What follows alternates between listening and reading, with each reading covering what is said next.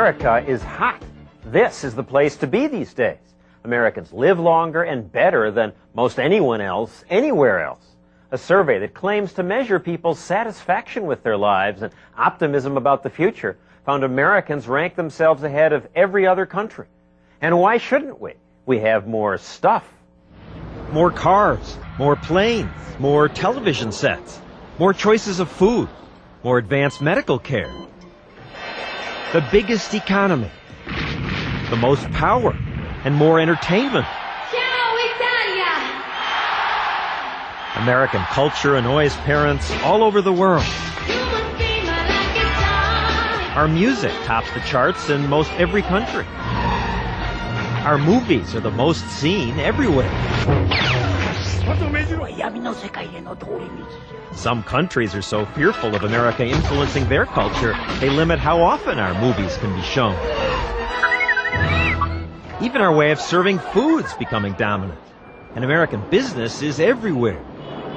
But does this make us number one? A lot of people will tell you we are clearly not. You don't provide health care for your people. You don't give people an opportunity to get out of poverty. You got racism, you got vandalism, drugs, alcoholics, sex everywhere. Money is the only thing that counts in this country. People do not. The U.S. sucks. If I thought they'd let me live in England, I'd be there in 2 seconds. So which is it? Are we the best country or a nation of money grubbers who lucked out in a great piece of real estate? And how do you really measure best anyway? Money and power aren't everything. What about crime, drugs, poverty, moral decay? How can we be best when we have so much of these things too? In the next hour, we'll challenge that conceit that America's number one.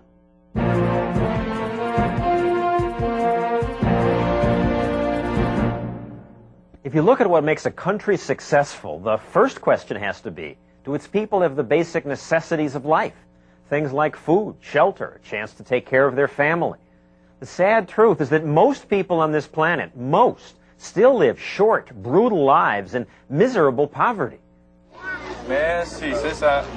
What did we do right in America so that we're not living like they are here in Haiti or North Korea or Mexico or India? We start our look at what makes a country work well for its people by comparing 3 places: America, Hong Kong, and India. Here in India, much of the population lives in what we call slums.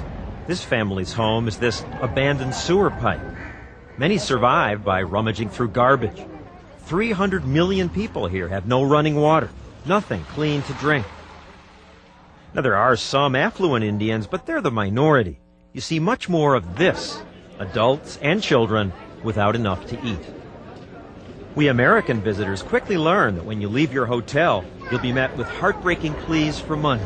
I gave you something yesterday.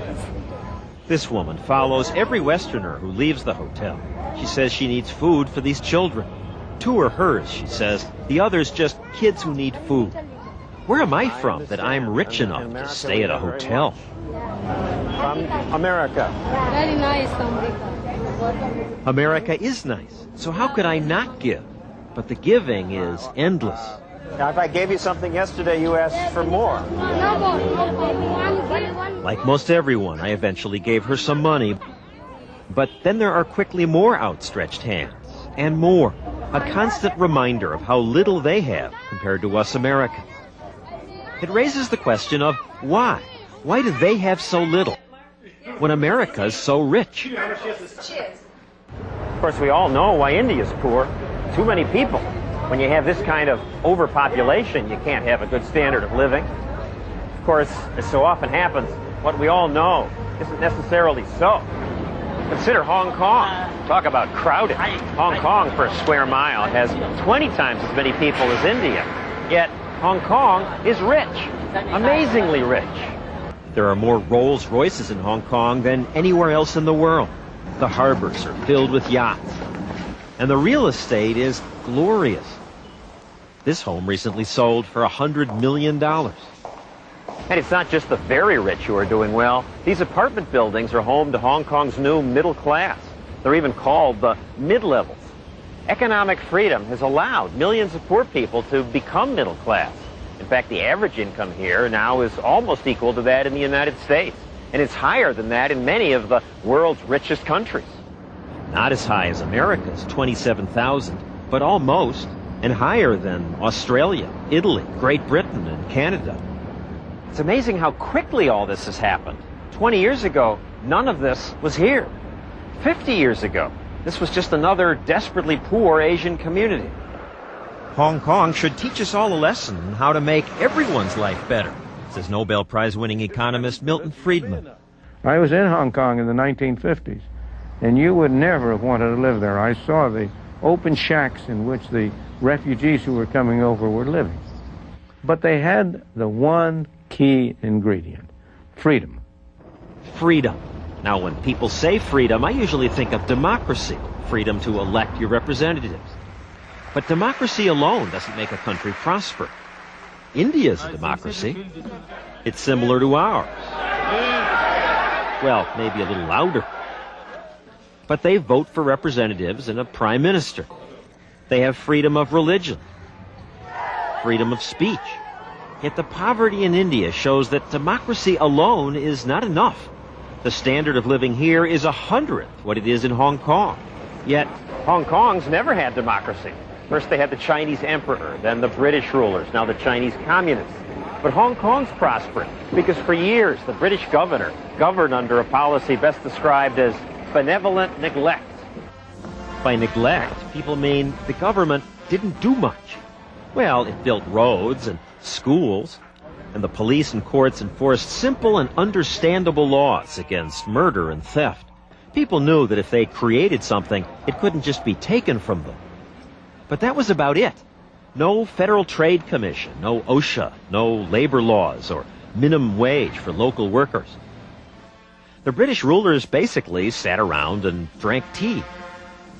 The Chinese say, okay, you make the rules and don't interfere too much, and let us have time to go and make some money. David Tang's made lots of money running this elegant club in Hong Kong and selling clothing at a chain of stores called Shanghai Tang. When you leave things alone, people just get on with it. It's very simple. If it can be done, it can be done here in Hong Kong. This group of entrepreneurs agrees that Hong Kong's done something special. Lovely. I like the idea of the tassels. Amy Smilovic of Georgia likes to design clothing. Within days of arriving in Hong Kong, she had her own business. It's the easiest thing I've ever done, actually.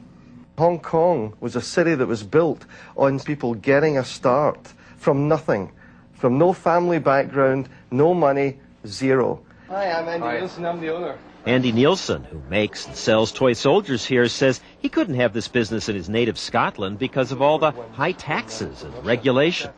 In Hong Kong, the government simply says, let them get on with it, but don't look for any safety nets. So that's cruel. Government should protect people from that. You protect people from that and no one takes risks. You can't protect everyone from everything. This is the problem that's happening. It's been happening in the States. It's been happening in Europe, in Britain. We want to protect everyone from everything. You can't protect everyone from everything. When you don't have a crutch to support you, it changes your attitude. Brittany Schaefer, who works here for the Asian Wall Street Journal, says without the government crutch, people here are inspired to create things. And thanks to Hong Kong's flat 15% tax, they get to keep more of what they create. It's possible to save enough money that you can start your own business and become very rich. In America. It's possible, but it's a lot more difficult. With all the different taxes, all the different employee benefits you have to pay out, and all the regulations, it's a lot more difficult. But how can the government have enough to take care of people with only 15% of people's money? This government makes a profit. It's the only government in the world that makes a surplus, a big surplus. But what a cruel way to run a place. You're not taking care of the people who need help. Enough to say that no one starves. You'll see more abject poverty in New York City than you will find right here in Hong Kong. You do see poor people in Hong Kong, but it's nothing like Europe or America. Some say you see less of this in Hong Kong because here it's so easy for everyone to become an entrepreneur. Even a clueless American can open a business in a day. In my hometown, New York City, it takes weeks. I'd have to go to the licensing department and get a state tax number, a federal tax number. So do you have the federal ID number?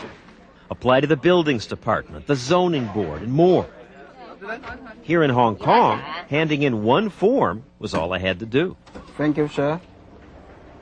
The next day, I was in an indoor shopping center, running my own business, Stossel Enterprises, selling ABC stuff. Well, trying to sell it. Apparently not that many people here want ABC Frisbees and yo-yos. Well, no one promises you a successful business, but this opportunity to try, ABC yo-yo, even dumb ideas, is what's made Hong Kong thrive. By contrast, what if I tried to do this in India? In Calcutta, to start a business, you first have to go to this big building to get government permission.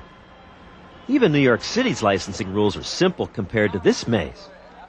You fill out form after form after form, and then you wait and wait for days or years. Well, the bureaucrats debate the merits of your application. It's all well intended, rules to make sure the food's clean, that the building's safe. But the result is that so many good ideas die as forms bundled and stacked on shelves, already cluttered with bundles from other people who are waiting. These are all regulations designed to make life safer and better. Absolutely, absolutely. There is nothing that does so much harm as good intentions. If you want any solution, you have to wait. The bureaucracy's good intentions have been torturing clothing maker Kali Dutt. Dutt got an order from Japan for 1 million shirts, so he built this new factory. He hired 400 new workers. But then he couldn't get electricity. Electricity we take for granted is iffy in India. You have to get government approval to get it. At Dutt's old factory, it goes off and on. For 5 years, he tried to get a steady supply of electricity for his new factory. He wrote letters, filled out forms, argued with countless bureaucrats, until he gave up. The building's still there, and the equipment. But we have suspended operations. 400 workers lost their jobs. Yet not far from his failed factory is an American, Patrick Hart, who wants to provide electricity to Dutt and others. You could do it. You have the technology. It would be cheap. They could afford it. Absolutely, absolutely. Hart represents a New Jersey-based firm that builds power plants. Building the plant itself takes under 2 years, but getting permission to build, says Hart, takes longer. So you can build the plant faster than you can get the permission. And you can get it approved, absolutely. This government trolley's a good example. It's rotting away here in Calcutta. Yet when an American company offered to renovate the trolley cars, they couldn't even get an answer. In America, the regulations are tough, but at least you can get answers. And here in Hong Kong, it's never difficult. The same company got an okay and completed work on the city's trolley car system in less than 1 year. And that's a much nicer ride. Many world-famous American names have struggled to sell things in India. Okay, Coke and Pepsi are not nutritious or essential food, but lots of people like them, and shouldn't the Indian people get to decide if they want to drink what Americans drink? I think the eyes have it. No, said some politicians here. The merits of Coke and Pepsi were debated endlessly in Parliament. Coke and Pepsi finally got in, but it took years. And Kentucky Fried Chicken finally got permission, but only after months of heated political debate. In a country where people are starving, the government minister said he was concerned that the chicken wasn't healthy enough. While the politicians debate, the people suffer. The poverty in India has created that vacant look in the eyes of the poor Indian, where he feels like this is the way it's always been, and this is the way it always will be. Dinesh D'Souza is an author and research scholar at the American Enterprise Institute. The government, in a sense, interferes in the ordinary rhythms of society. And by that I mean trying to decide for people how they should live their life. When Indians get free from their government and go to Hong Kong, they thrive. And they thrive in America. 1 generation after they come here, Indians earn more than the average American. India is full of smart people, but their brains are in the drains because the government doesn't let you blossom them out. Kanwal Rekhi and these other immigrants started new computer companies when they came to California. they've created thousands of jobs for Americans. You couldn't do what you did here in India? Oh, absolutely not. In India, you need license, permit, quota from politicians to do anything. The problem is that Indians can do well everywhere, except in India. They do so badly because they're not allowed to use their own abilities within India. The government tells them what to do. But wait a second. Is it that simple? Maybe they and others succeed in America because of our great natural advantage, our fabulous resources. We do have a lot. Maybe that's why we've done so well. But again, look at Hong Kong. The island is just a rock. It had no natural resources to speak of, no good farming land, no oil, not even enough drinking water. Yet still, millions of people came here to this rock and created all this. It's a phenomenal thing. It's hard to believe. Here's a rock. Nothing. A great harbor. And on this rock, people can produce for themselves a higher standard of living than they can produce in Britain with its centuries of history. Incredible. Because of freedom. Because of freedom? Absolutely because of freedom. Even if you don't think America's the best country in the world, you can't quarrel with America's performance at creating opportunity. Look at California's Silicon Valley, the high-tech capital of the world. In just a few years, people here have changed the way we live. They invented a whole new way to communicate. You've got mail. Developed microchips, so when you get lost in your car, you can get directions from an orbiting satellite. In a quarter mile, make a right turn. Their ingenuity has helped create millions of new jobs. Why did Silicon Valley happen in America? Because we're an open society. With economic freedom, yes, but just as important, we're open to new ideas and open to immigrants from everywhere. 1 out of every 5 companies here in Silicon Valley was founded by an immigrant. 1 out of every 3 engineers, 1 out of every 3 scientists is an immigrant.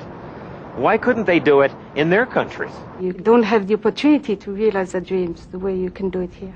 Martine Kempf came here from France. I designed and built voice recognition system to help disabled people control electric functions in cars. Then I applied the same system to surgical microscopes. Go right.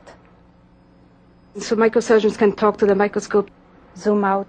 Once I had this, I knew I had the potential to start a business. So why didn't she do this in France? Because even with a great product and lots of publicity, they called her a prophet in her village, there was so much red tape she couldn't get her product to consumers. You met with Congress, you met the president, but you couldn't start the business? Yeah, they were promising and a lot of politics, but there was nothing. Yet just 1 year after she'd come to Silicon Valley, she was selling her voice-activated cars in 9 countries. This is what I call the land of opportunity. That's absolutely fantastic. You cannot get this probably anywhere else in the world. Well, maybe in Hong Kong and a few other places, but you'd think she would have had an advantage in France because her home country's government was one of the first to embrace computer technology. 15 years ago, France created the Minitel computer network. The government gave everyone free electronic phone books that also let you do banking at home. But today, Minitel's considered a dinosaur. Because it was controlled by the government, its growth was stunted. Officials in charge couldn't keep up with the hundreds of millions of experiments flying about in the United States, where the internet, not controlled by the government or anyone, flowered. The French government now offers Minitel in 6 colors, but they've lost the race and lost people like Martine. Suddenly they decided in my hometown that they named the streets after me, so they named Rue Martine Kempf, and they are now very proud of me, but I still don't want to go back. Another reason she won't go back is that French bureaucrats, to try to protect workers, are so busy passing labor laws that stifle entrepreneurship. One seemingly worker-friendly law says employees may not work longer than 35 hours a week. They actually come to businesses and stop people from working. Tom Palmer of Washington's Cato Institute. They're protecting people from overwork. What they're doing is turning the whole country into a big theme park. You go to France land, you have the cheese, you have the wine, you look at some castles. It's a lovely place to visit. But does much new come out of France anymore? Is it dynamic? No. And so in the past 10 years, 300,000 people, many of France's best and brightest, have left. And they're leaving Germany, Sweden, Canada, leaving countries with lots of restrictions for America.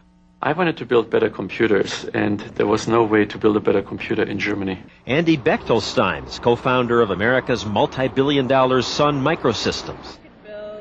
The US is really all about change faster, to innovate faster, to accelerate change. And what most of the rest of the world is all about is to preserve the status quo, to slow things down. And what you did here, why couldn't you do that in Germany? Well, it's a beautiful place to go and drink some beer and enjoy the scenery, but people are basically thinking about their retirement. There is no possibility of really living up to the potential of your dream of what you want to do because of the system. And I think this is a problem for many European countries, that the systems are wrong. Johan von Holstein, who founded Icon Media Lab, is from Sweden. We have something called Jant in Sweden, which is it's like the 10 Commandments, but they go like, "Thou should not think that they are anything," and you don't even try to try. It's not worth it. That's not the attitude here. So are you becoming a citizen? Would you take a seat in the row, please? And it's one reason so many people are eager to become Americans. There's a sense of freedom here that you don't have anyplace else. Michelle Sung, who was born in Jamaica, was here to watch her husband become a citizen. All these people were lining up for that because America's founders gave us a gift, says Michelle. They made a country that said, if you want it, you can get it. We're not going to guarantee you it. We're not going to go out our way to make sure you get it. But if you want it, you can get it. Don't other countries do that? No. Other countries say, it's here, but it's only for the elite. And in a lot of countries, you have to be born into it in order to get it. And this is the only country where you can be born a peasant and end up like royalty. If you are a rich guy, you can live well almost anywhere in the world. You can live well in Argentina, in Barbados, or in Bombay. If you are an ordinary guy without connections, you're best off coming to this country. It's a very mobile society in which lots of people who start out at the bottom can find a place, at least in the middle, and some will rise to the top. Malik Amstead grew up poor in a tough neighborhood. Now he owns this restaurant in Brooklyn. You can be anybody you want to be, and you can have anything you want to have here. And other places, the opportunities just don't exist. We get ready to expand it this summer to a full-service sit-down next door. America today, it's just a great place to be. One reason for that, say economists, is that America's open to new ideas from everywhere. This allows us to take the best the world has to offer. The Italians invented pizza, but it didn't become a worldwide hit until Americans added toppings like pepperoni and started selling it by the slice. Computers, the telephone, sewing machine, the zipper, jazz. The inventiveness that led us to win half the world's Nobel Prizes has helped make us #1. This is the first rocket ship built in the United States. And it was made possible by our openness to ideas from others. What is American culture? There wasn't some American people. It's made up of all sorts of people. And that has produced a really rich, interesting, open society where we're free to pick from here, pick from there, borrow a little bit, and make a tremendously interesting stew. This stew isn't just high-tech entrepreneurs and ambitious businessmen. Theater groups like the Blue Men exemplify the freedom we have to try things, all sorts of things. That sense that anything's possible. They seal an audience member's head in Jell-O, cover the audience in toilet paper. The actors worried that people might not relate to this, but the show's now selling out in 3 cities. You can't be a rebel in this country because they'll instantly like it. Chris Wink, one of the Blue Men's founders. When you think you're going to someplace new, everyone's like, I'm going there too. Take me with you, all of us. Can you do that for me one more time? If you like sex, say hell yeah! Say sex is my friend! Now, not all Americans want to be taken to some of the places an open society goes. Very good. Very good. At the prestigious Javits Convention Center in mid-Manhattan, the sex business recently held a trade show. We're really taking sex, SM, fetish, erotica out of those dark little scary places on what used to be 42nd Street and bringing it out to the mainstream, and I think that's a delight. We need to have freedom for the oddball, for the strange person, for someone who's going to try something totally new and shock us. I'm an expert with a bullwhip. That's my toy. That's my fetish. I'm happy for her, but a lot of Americans would say If this is what an open society brings, we don't want it. A free society isn't always perfect, it isn't always pretty, it isn't always the way you'd like it to be, but it's an awful lot better than the alternative. Which is stagnation and often poverty. Consider China, now mired in third world poverty. They were once the leader of the world. If you had landed on this planet in the year 1400, let's say you were a Martian, and you had to send back a report, what will be the society that dominates the world? It definitely would have been China. Over 1,000 years ago, they invented gunpowder, the compass, the clock, real paper and printing. But then they sealed themselves off from the rest of the world to try to protect what they had. They burned all the ships that had been traveling around the world. They wanted to make sure they weren't contaminated by outsiders. They didn't want all that change that an open, dynamic society brings about, because it would have threatened the emperor's power. And China became stagnant. America's anything but that. An open society is one which includes the freedom to shape your own life in the manner that you see best. To be the artist of your own life. Thank you very much. For better. Have a good weekend. Or for worse. We're the future of America. Careful. You ready for us? No, not really. And we'll look at that and more of what you may think is not so good about America when we return. America, number one? What arrogance, I hear some of you saying. How can we talk about America being best when we have so many terrible problems? Pollution, racism, poverty, decadence, and of course what leads the news most nights, crime. So how can we say America's best? Well, it turns out that even when you focus on America's problems, if you compare us to the rest of the world, we do pretty well. Even compared to Europe, reputed to be so civilized and comfortable. Yes, we do have the highest percentage of people in prison of any wealthy country, and the highest murder rate. But when you look at all crime, robbery, assault, rape, car theft, burglary, and more, crime victimization surveys show America has a slightly lower crime rate than Holland, Switzerland, England, many of those so revered European countries, and a much lower crime rate than some countries on other continents. Okay, so our crime rate may not be the worst, but what about pollution? We're not going to have any air, we're not going to have any water, we're not going to have any fish, we're not going to have any birds. Yes, we do pollute, but despite the scaremongering, America's cleaner than most other countries. The pollution in parts of Asia and Europe is much worse. Then what about ethnic and racial tension? A black guy gets killed? Given our history, isn't this a uniquely American problem? The problem is real, but not just in America. Different groups of people have a hard time getting along all over the world.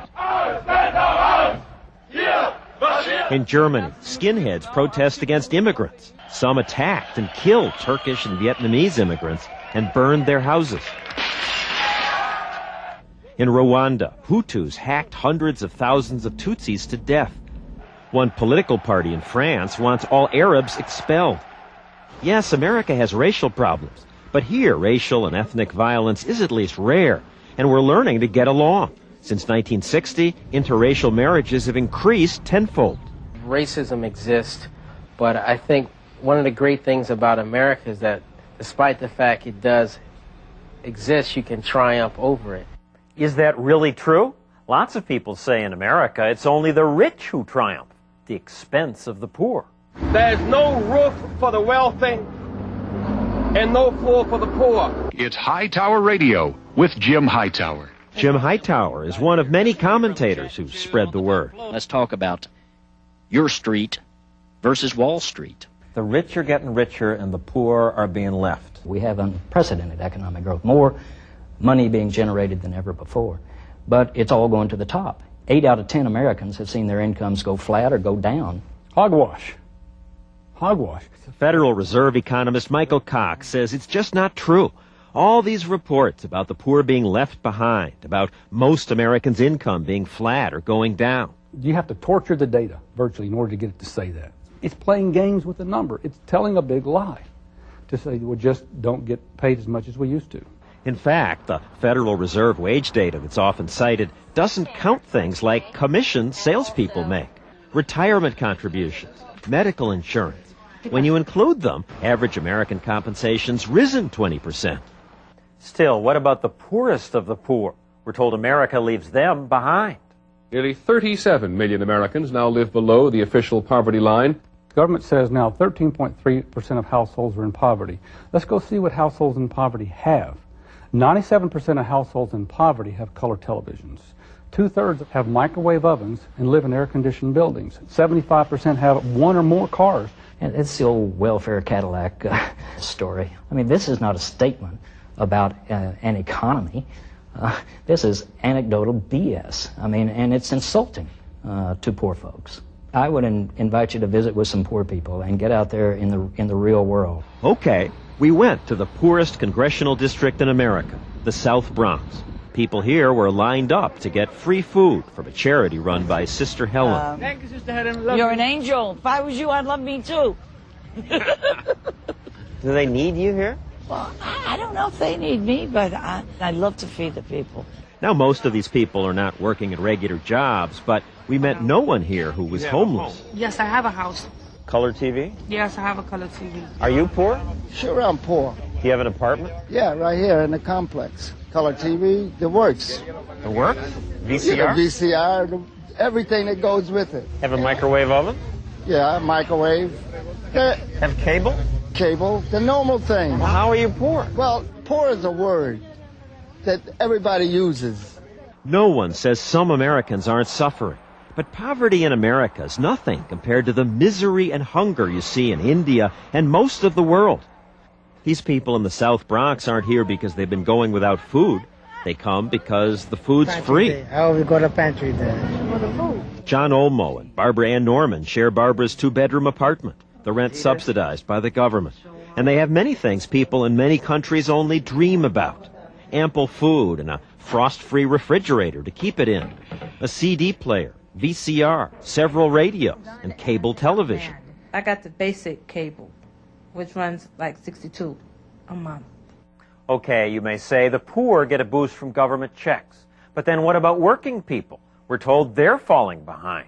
So many companies cutting jobs. There were other layoffs announced today. Over 1,668,000 people have been laid off. Hightower told us, if you want to see real economic hardship, go to Youngstown, Ohio. It was knocked flat by layoffs in the steel industry. Oh, it's devastating. See, it's not just a matter of you lose 3,000, 30,000 steel workers.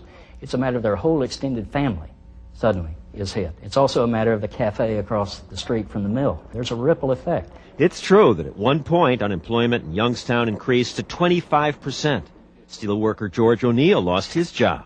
I said, they're tearing the mills down at blast furnaces. I said, everything's going. I said, they're never going to come back. But the rarely told part of this story is that today there are more jobs in the Youngstown area than ever before. Just going to Chicago. George O'Neill now works for a company that makes packaging material. One great big giant company moves out, maybe 3 or 4 little companies will move in, take up the slack for these people with these jobs. Unemployment in Youngstown is now 5%. The notion that there is low unemployment is a cover for the fact that people are actually worse off. Because they're in lousy jobs now? Yeah. Well, some are, but most of the new jobs pay more than the old jobs they've replaced, and most are a lot more pleasant.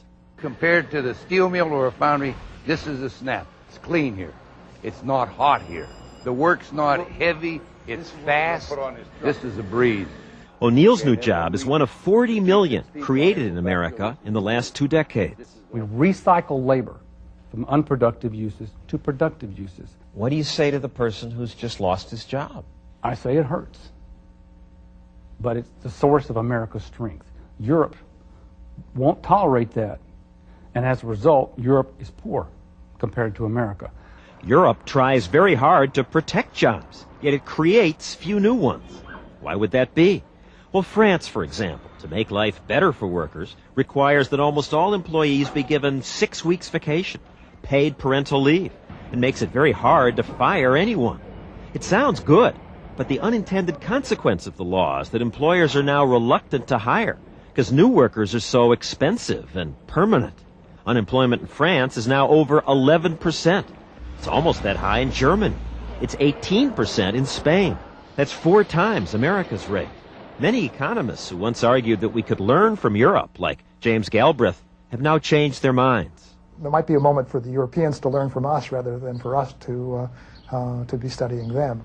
Okay, so Americans have jobs, but can they get medical care? We're told many cannot. The crisis in the healthcare system, the crisis for the millions of Americans without coverage. In much of the world, health care is provided by the government. Some say that's better than our system. Enough is enough. We want our healthcare system back. Our system does sometimes fail poor people, but the truth is that when someone is denied care, it makes headlines because it's so unusual.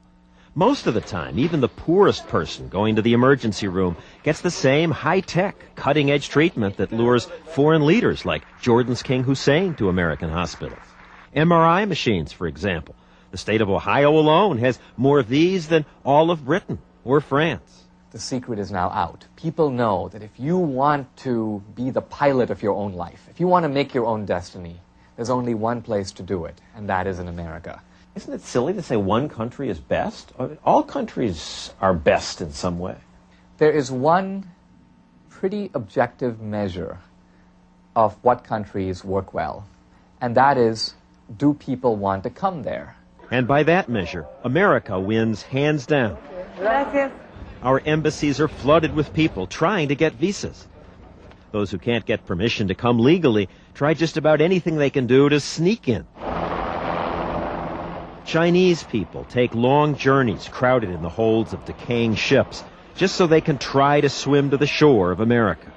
Haitians and Cubans leave their loved ones behind, risking their lives on things you can barely call boats, sometimes drowning while trying to get here. There goes people. Keep in the water. In Arizona and California, They're heading that way, right toward that intersection there. the Border Patrol's constantly chasing people who are trying to sneak in. The illegals risk not just being caught, but being robbed by bandits, or freezing in the mountains, or dying of thirst. Yet still they come, and when they're caught and sent back, many just turn around and try again. As long as they don't kill us, we'll keep trying, says this man. Even their captors don't blame them. I sympathize with them. If I were in their position, if I were in their shoes, I would be doing the same thing. America has problems, but it seems living here beats most every place else. We'll be back with Is America Number One in a minute.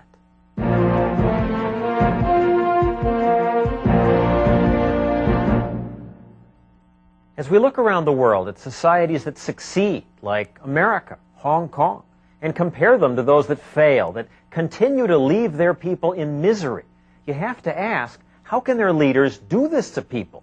We now know what works: democracy, rule of law, and economic freedom. Yet most of the people in the world continue to suffer under governments that repress those things, and leaders who sanctimoniously say, despite a record of failure, that they know better. If America becomes socialist, it will be good. Better than capitalism. Better than capitalism. Hashim Abdul Halim is political boss of the part of India I visited. The socialists have been in charge here for years, so it's not surprising that this is the poorest part of the country. And despite the collapse of the Soviet Union and the astonishing success of unplanned places like Hong Kong, the politician in India says the government has to plan the economy. First, it needs your planning. Yeah, planning. You can't just let it happen. No, you have to plan. Of course.